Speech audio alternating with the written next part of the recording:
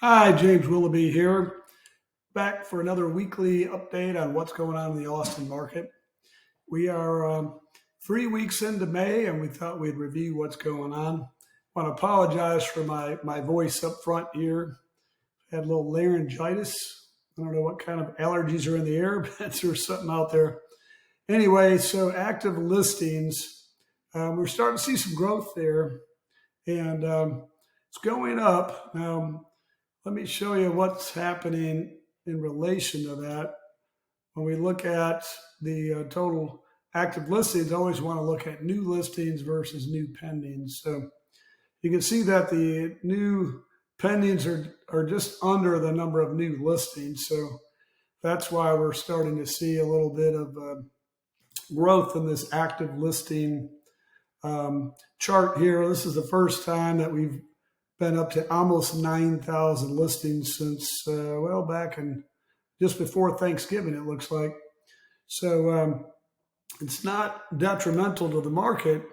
But what I am seeing is if we look at the actual numbers here, I'm seeing that we had 988 new listings versus 938 new pendings. Now, the good news is if you look at all the last, really, 7, 8 weeks, everything's been above 900. The last time we were below 900 was way back in March.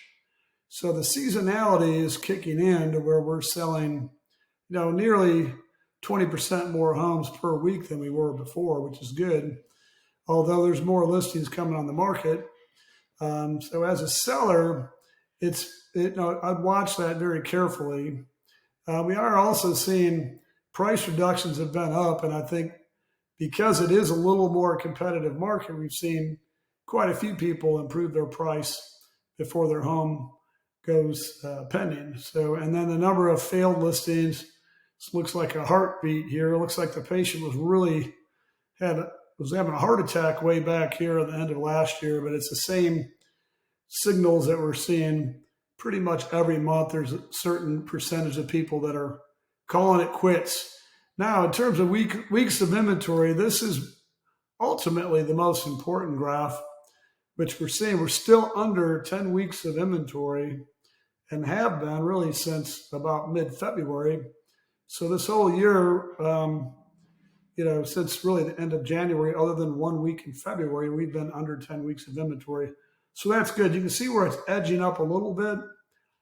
Not too concerned. I mean, we're going into arguably one of the best times of the year to sell. Now, that being said, we still got to get through Memorial Day weekend and, high school graduations and school letting out and all that sort of stuff. So the market may slow down a bit here for the next couple of weeks for some sellers, and highly dependent on the part of town and the demand in that specific area.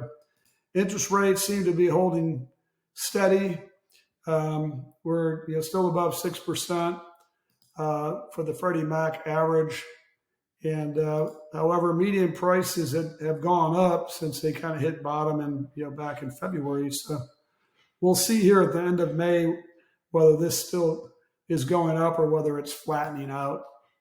And as always, the homes that sell the quickest are the ones that are priced the best and the ones that are in the best condition. So we've been tracking a lot of these stats. Next week we're going to start going over year-over-year stats, because I think that shows you that the market is honestly healthier now than it was this time last year. So if you're a buyer, I'd probably start thinking about buying, because the interest rates in the long term we think are going to go down, which means even if you get a property now, you can always refinance, going back to marry the house and just date the interest rate, which I've been saying for some time now. And if you're a seller, really the market's going to keep running until about pretty hard until about mid July. So we got about an 8-week spurt of activity that we need to really pay attention to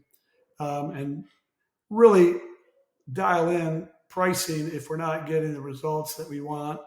So last thing I was going to tell you, I personally did an open house last weekend, or this weekend. It's last weekend.